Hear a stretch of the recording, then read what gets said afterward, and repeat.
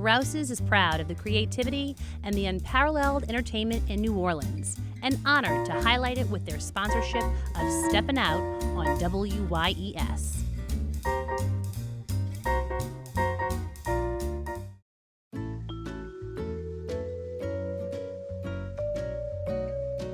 Steppin Out is made possible in part by Susie and Pierre G. Villery. With a lifetime of passion for public television, we're pleased to help underwrite Steppin Out. Please join us in supporting WYES TV.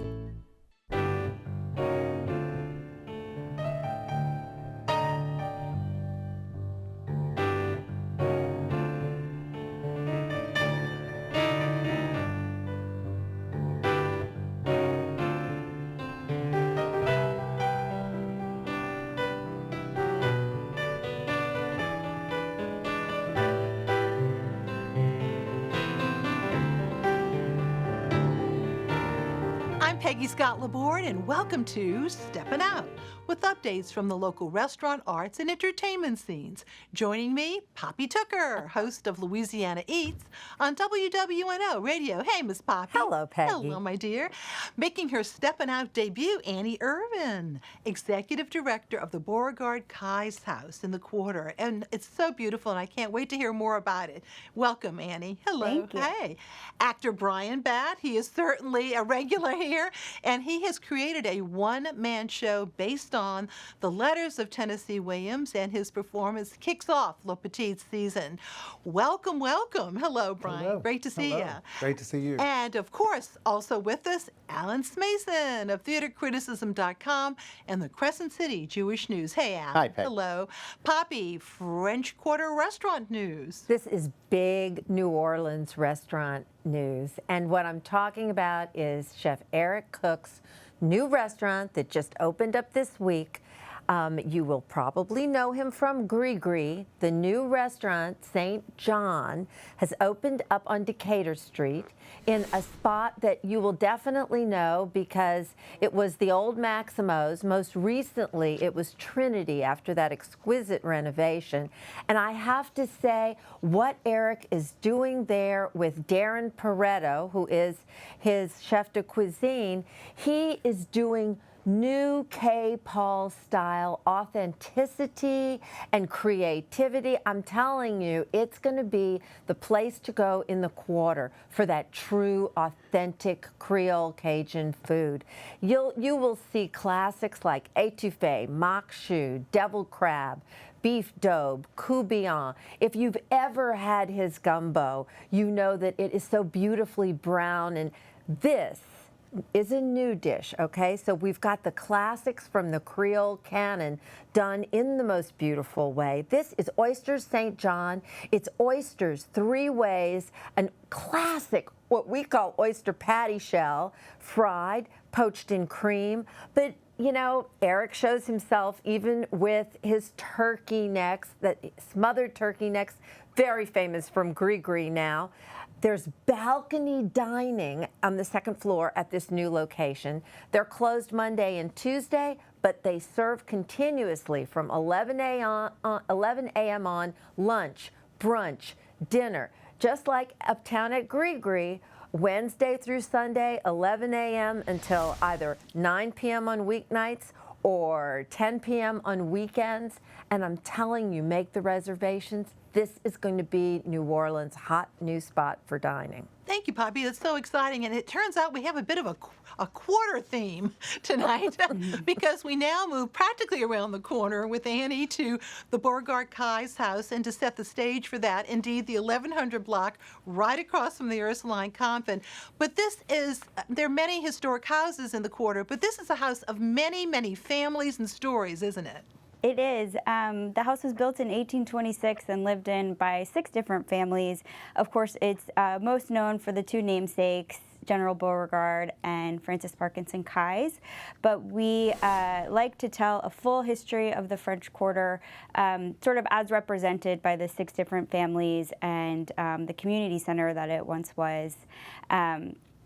And we do offer tours Monday through Saturday, and also offer a lot of educational programming and special events like concerts and cooking demos, and then of course our big party, which is on Sunday. Yes, and we're going to talk about that in a second. But we should point out, let us set the stage, because I know some folks may not be as familiar with Frances Parkinson-Keyes, but she was very prolific, and she was really very big in her day. We're talking about the 50s and 60s, but among her books, Dinner at Antoine's, which may help make Antoine's even more famous. And look what you all have done, is beautifully restored the building, and there is her original study.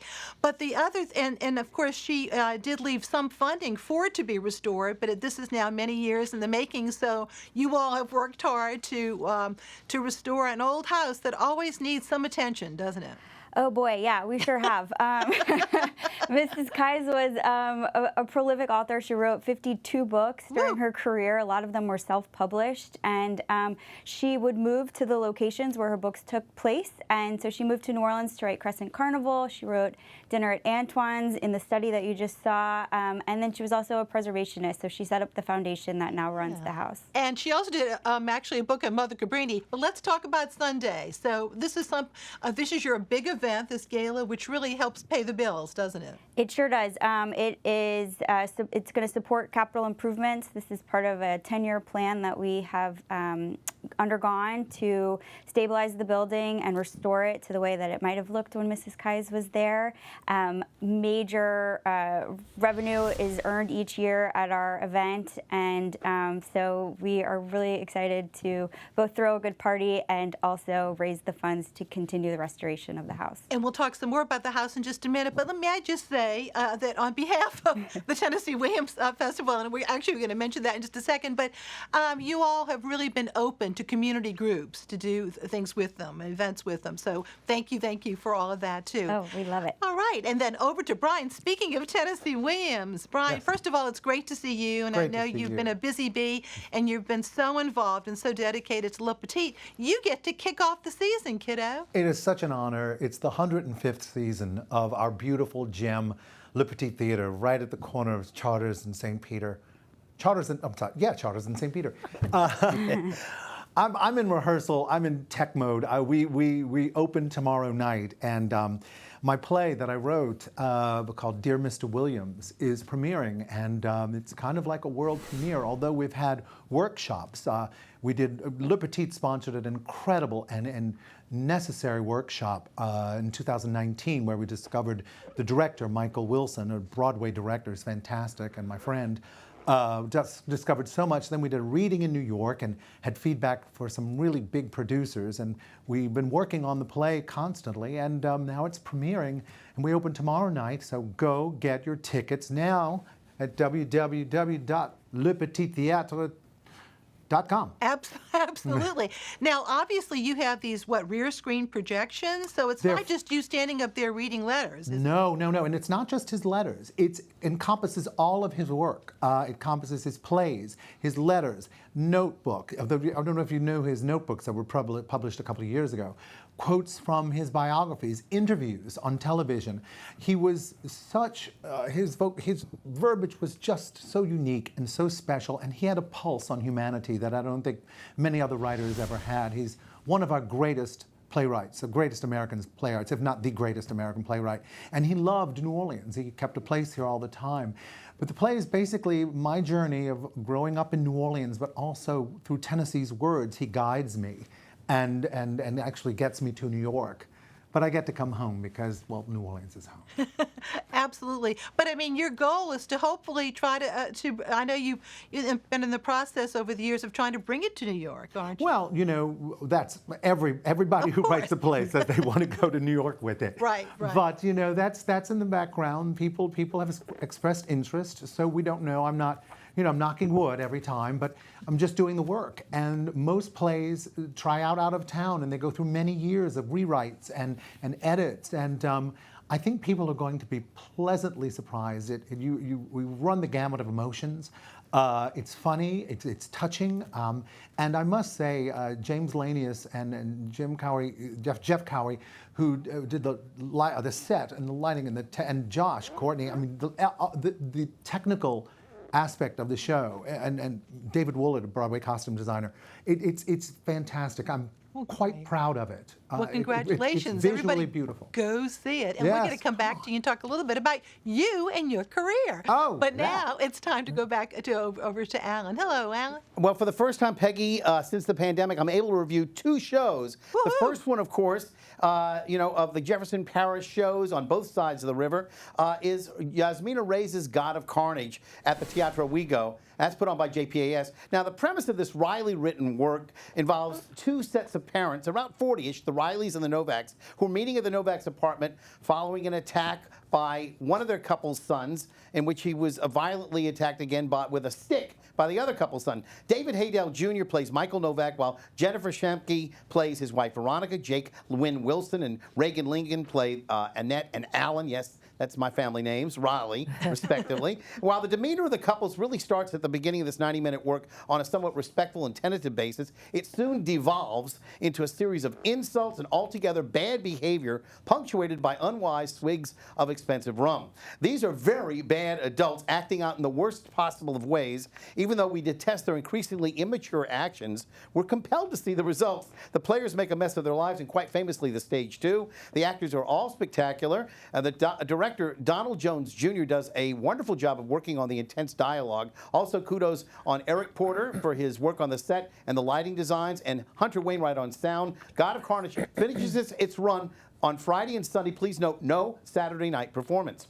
Meanwhile, Ricky Graham is in the director's chair for Rivertown's latest production, the delayed and displaced Hello, Dolly, finishing its run in the 500-seat Solomon Theater at St. Martin's Episcopal School. Among Ricky's great talents is picking cast members to carry off the job of playing the characters in this Little Chestnut by Jerry Herman. For the title role of Dolly Gallagher Levi, he selected Ashley Smetherman-Lembler, who seems quite at home as the meddlesome and scheming matchmaker. It's a big cast with a lot of major numbers like Hello, Dolly, Put on Your Sunday Clothes Before the Parade Passes By, and the spectacular costumes are rentals. They're really beautiful, though, coordinated by Daniel Rigamer, with Chandler Converse serving as the choreographer. There's Joe Rainey. He plays opposite her as the Yonkers merchant Horace Vandergelder. And then, of course, here is the object of affection for Cornelius Hackle, played by Bryce Slocum, the lovely and charming Micah Richeron de Saunier, whose voice soars in this production as one of the highlights of the show. She and Bryce play opposite Barnaby Tucker and milliner assistant Minnie Fay, played by Liam Gillen and Emily Bagwell, both lovely comic actors and talented singers to boot. Cornelius and Barnaby are Vandergelder's 2 clerks, and they have never left Yonkers, but it is their attempt to find romance in the big city of New York while hiding away from Vandergelder that forms the subplot of Hello, Dolly. Just remember, it only takes a moment to fall in love with this little gem, with music direction by Harry Marone Jr. and lighting by Stephen Thurber. Kudos also to Rivertown's projections of the set designs, which they were not able to bring in from the theater because they were stuck there. That's making the most of what you've got. And also, finally, the contracts are in, they've been signed, and Jefferson Performing Arts Society will return to the scene of their earlier productions and successes at East Jefferson High School for their production of The Addams Family, to be directed by Leslie Castet. The show opens October the 22nd. All right, thank you, Alan. Now back over to Poppy. Oktoberfest is happening in new ways and new places all over the city. Of course, at Middendorf's, the Stalwart, they are busy serving at both locations throughout the month. And tomorrow night, there's an entirely new thing on the rooftop at the Roosevelt Hotel. They're partnering with NOLA Brewing from 4 until 7, $30 pitchers of beer. On the rooftop at the Roosevelt. But let me tell you what, there's a place where I think Oktoberfest is going to be never ending, and that is at Courtyard Brewery, where I am a big fan of Rahm Haus ice cream. I've talked about them this summer. Well, they are now doing Rahm Haus Savory there with Jillian Duran's cohort, William Fontenot. He's also a chef. They're teaming together. How about those pretzel bites, black garlic caramel or a caraway mustard for a dipping sauce. Everything, big focus on local ingredients. So you're seeing traditional dishes like Flammkuchen and Wurst salad and Bratkartoffeln, but all locally made. And one of their big secrets is real quark, just like you would find in Germany, that comes from Berry Hill Farm in L'Orange, where their German heritage continues to be celebrated. Now, at Cochon Butcher, it's also Oktoberfest all month long. Bratwurst, schnitzel, German beers, exclusive cocktails, Jägermeister shots. All I can tell you is that after all, this is a butcher. So talk about authentic, made on premise. Cochon Butcher all month long, Oktoberfest. And then Halloween's right around the corner, and the reservations are going to go so quickly. Make them now for the Windsor Court Halloween tea. Maleficent herself is going to be present. The tea takes place both the 23rd and the 24th from 11 a.m. till 2 p.m. So quick, rush to the phone and get those reservations. All right, thank you so much. And back over to Annie. And Annie, as we alluded to earlier, there's so many stories within the Beauregard-Keyes house. When you're talking about, of course, a building that was constructed in 1826, many families, but also we should remind ourselves, of course, that enslaved families as well, too. Yes, we have spent the last couple of years doing research into the free people of color who built the house and whose descendants are still maintaining it, and into the enslaved people who helped to maintain the house and lived on site. That is an extension of some research that we started several years ago to talk about the Italian history of the house. We really wanted to tell a broader history than we had for the first several Absolutely, decades. And that's all I'm sure in the tour. There was actually a shootout at that house, wasn't there? There was. So speaking of Italian history, one of our most famous stories is of the Giaccona family, who were wine merchants. They actually made the wine in the basement of the house, and they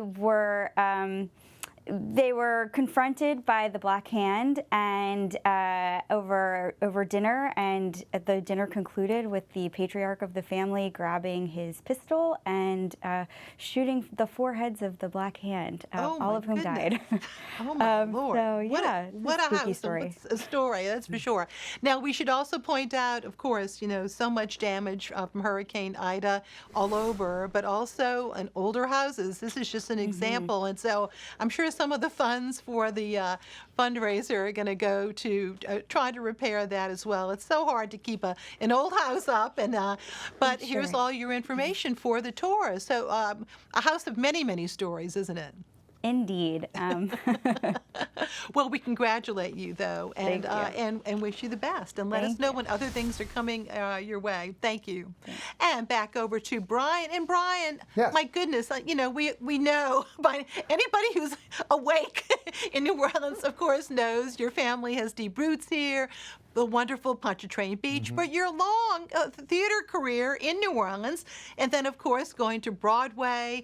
But we're just so excited for you. Mad Men, I mean the list is long, and also Hazelnut. Look at this. Look at you in Mad Men. Our store Hazelnut on Magazine Street. Tom has really kept down the fort. I've been running around. Actually, we've lost a lot of time due to Ida because of with rehearsal. I was in L.A. We rehearsed in L.A. We came back.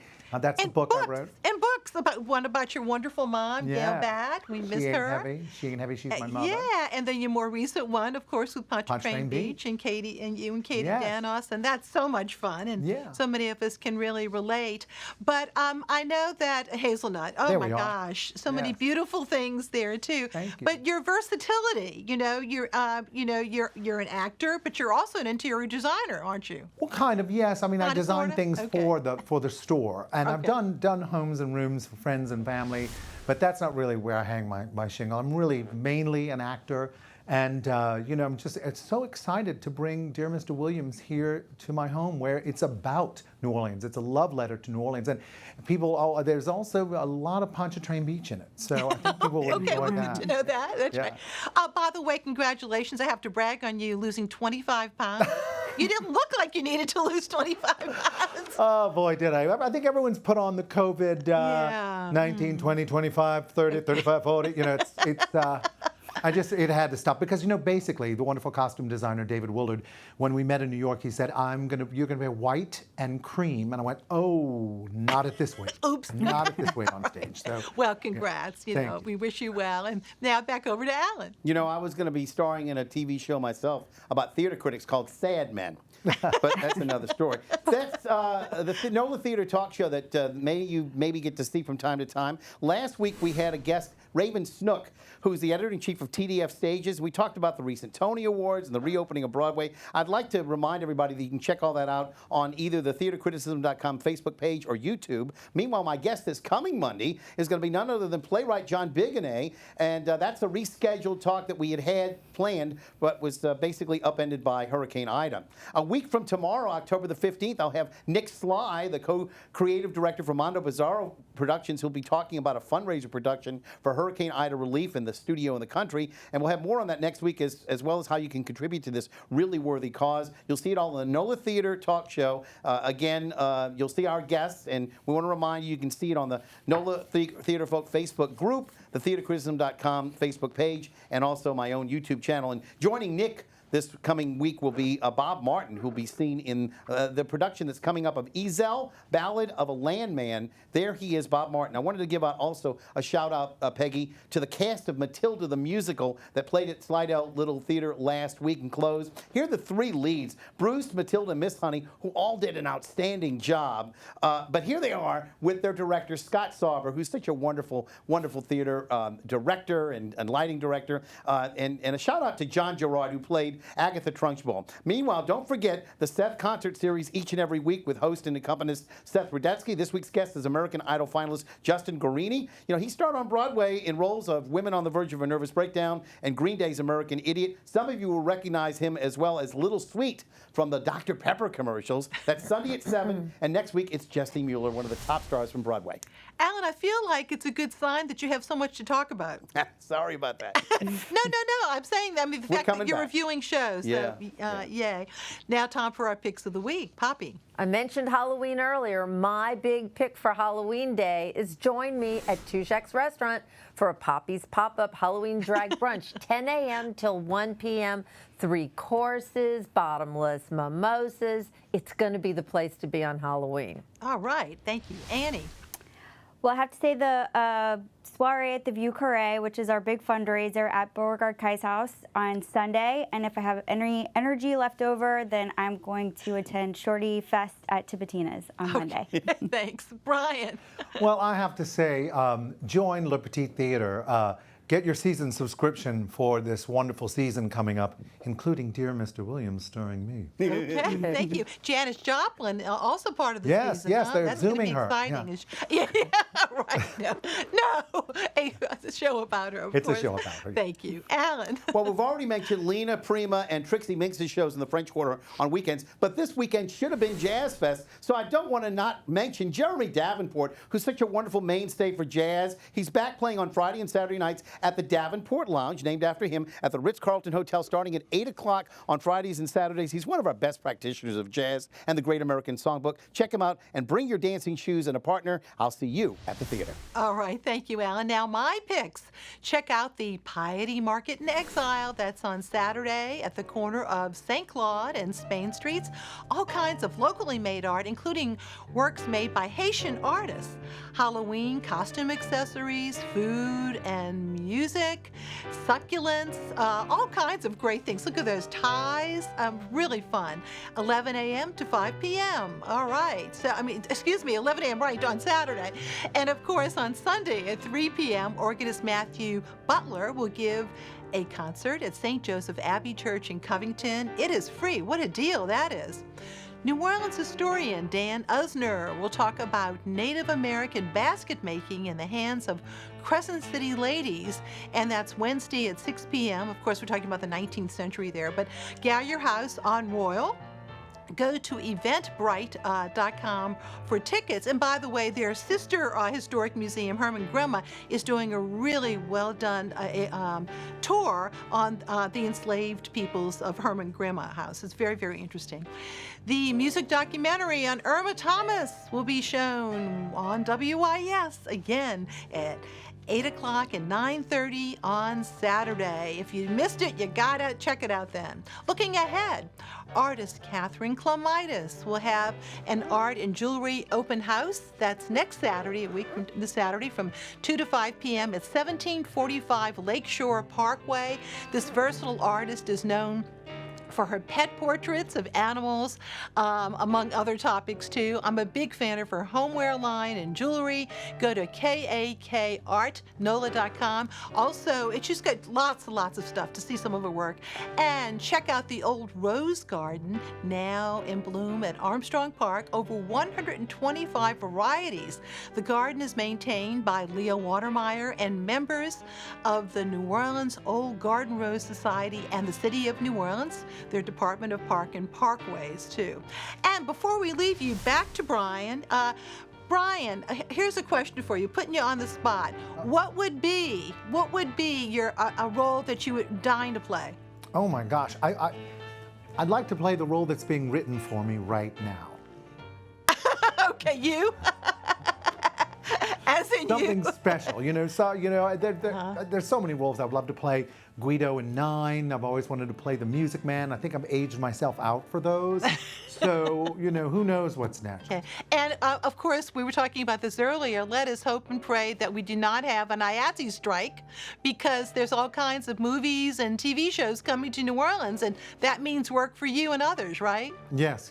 I'm slated to do a film right after Dear Mr. Williams, The Le Petit in New York. So fingers crossed that everything works out. Absolutely. Well, thank you all so very much, and thank you for watching. Good night. Bye.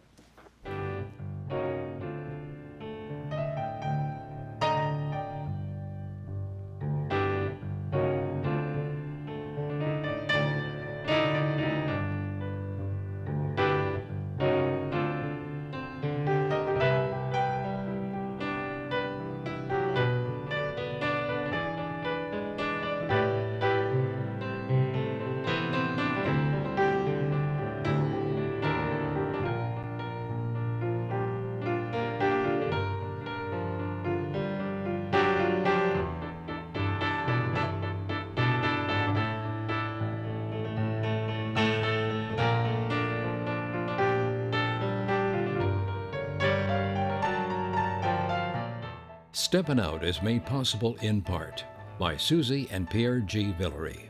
With a lifetime of passion for public television, we're pleased to help underwrite Steppin Out.